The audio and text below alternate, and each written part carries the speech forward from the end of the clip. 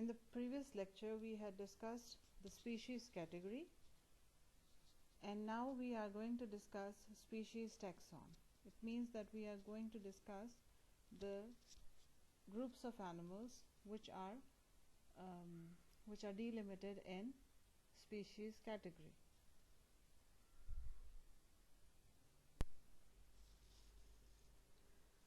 As discussed in the biological species concept, the species is a relational term and describes the relationships among populations. Sympatric populations are generally those populations that live in the same area and their distribution is geographically overlapping. If these populations are reproductively isolated, then the two populations of an organism belong to different populations. These species are called non-dimensional as they do not differ in the space and time. So we need not to study them in terms of dimensions. Due to this, a non-dimensional species can be delimited, identified and classified very clearly. Every species taxa, which is a group of animals in the species category, have various populations with numerous intrapopulational variations, leading to the confusion, and it is even more increased due to the addition of time and geographic dimensions. The populations belong to one or the other species, and with the beginning of the new systematics, assignment of the populations to the correct species is done with the help of species concepts, majorly using biological concept.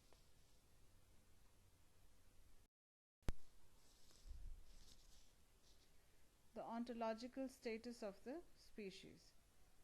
According to the essentialists or nominalists, species are considered as a set of discrete sets, and all members of these sets have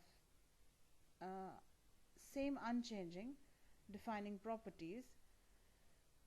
As we have discussed in our previous slides, that essentialists believe in fixity of the species and are against evolution. However, naturalists believe in variation in the members of a population and believe in evolution. According to naturalists, a species is a population that is spatio-temporally localized. That is, population of a species in one area vary from the population of a species from another area and is distinct in space and time and show internal cohesiveness. What does that mean? What does internal cohesiveness mean? That they are too similar and they have a reproductive unit. They are working as a reproductive unit, they are genetic unit, and they are ecological unit, having their own ecological niches.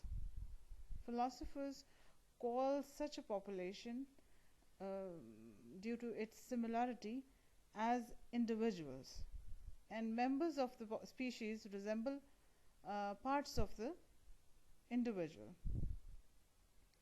The more the allelic forms of different genes in a population are present, the greater the genetic diversity is there, and which thereby reduces the genetic abnormalities and increases the overall efficiency of the species. Most of the taxonomists were not in agreement with the usage of the term individual, which was given to the species, because the term individual does not show, it shows in singularity.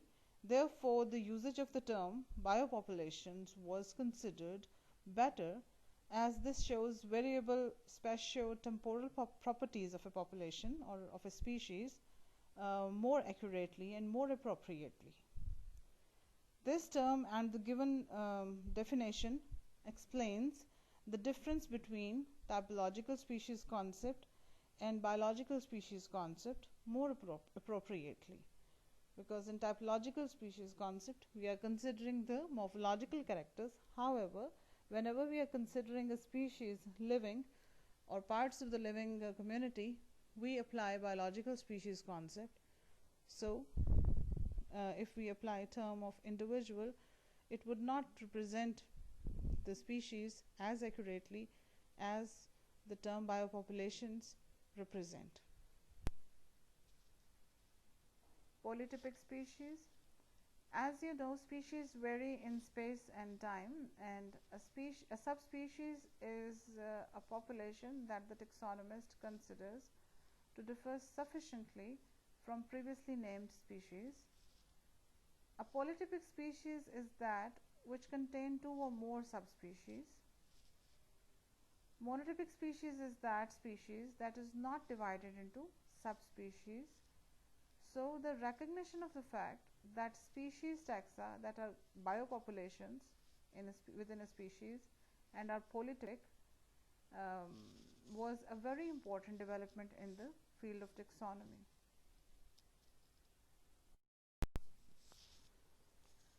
Importance of the recognition of polytypic species taxa.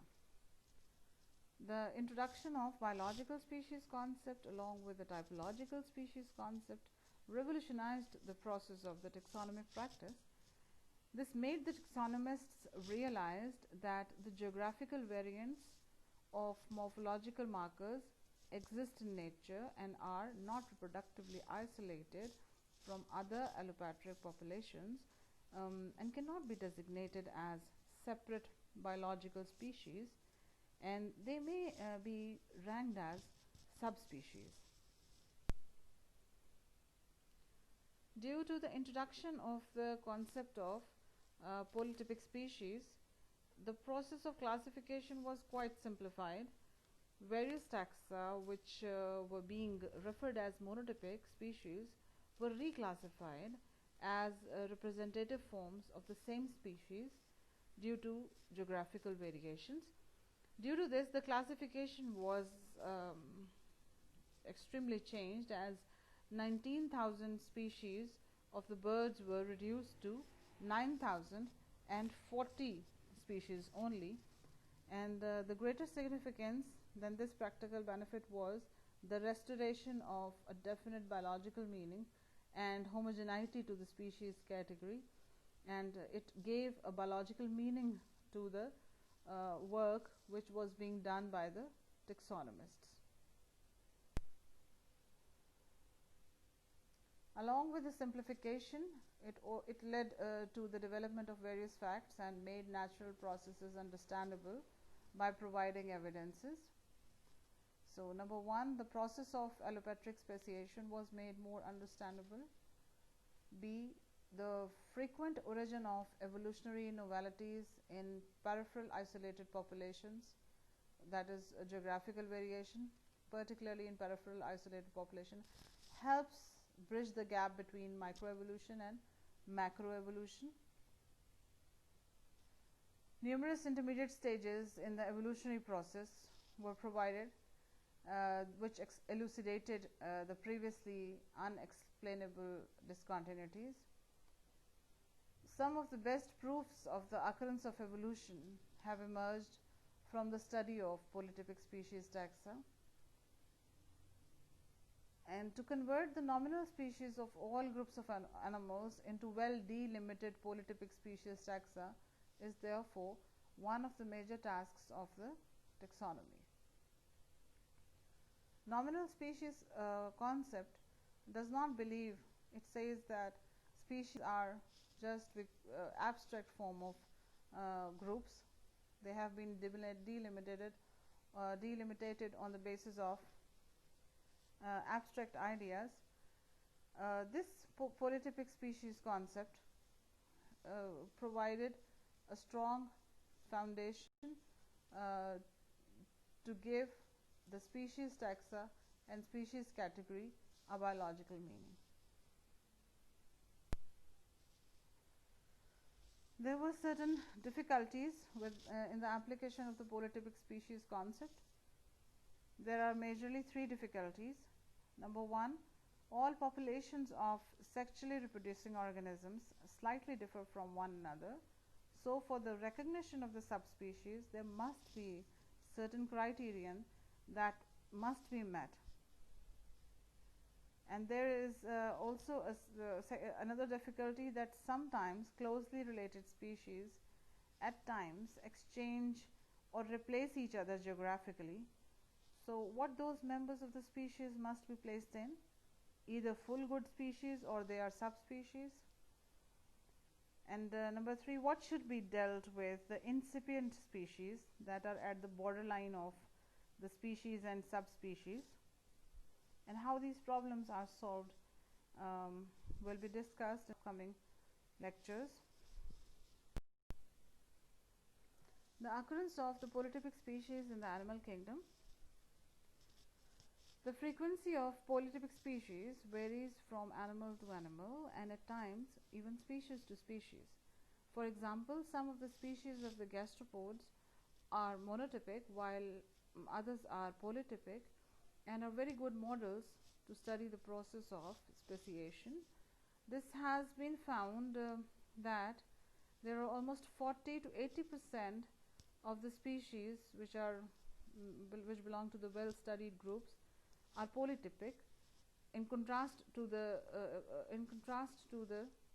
insects, as insects are extremely monotypic, and this is why there are lesser revisions in the keys of entomology as compared to malacology. There are various other terms which have been used for the polytypic species but did not establish, and it is the lowest category of all. However, there are difficulties in the application of the species, particularly when the allopatric populations have to be given status. So working on various polytypic species is a bit technical task due to its multi-dimensions. In case of birds with long distance migrations in greater ranges, the borderline cases or incipient species are very few. Nomenclature problems. Polytypic species in most cases have been found as a compound of several monotypic species. According to Linnaeus, species is the lowest category, and however now subspecies is known as the collective category. When population is considered as species, it is described, diagnosed according to the characters of that particular population, and it is named after by the same taxonomist who has done this. However, if later there are various geographically isolated populations are to be merged under the same under one species, and the species has to be reconstituted, as we have studied in the previous cases, that a number of birds were grouped together in 9,040 species, then what scientific name should be given to the new collective taxon, and who should be the author of that collective taxon?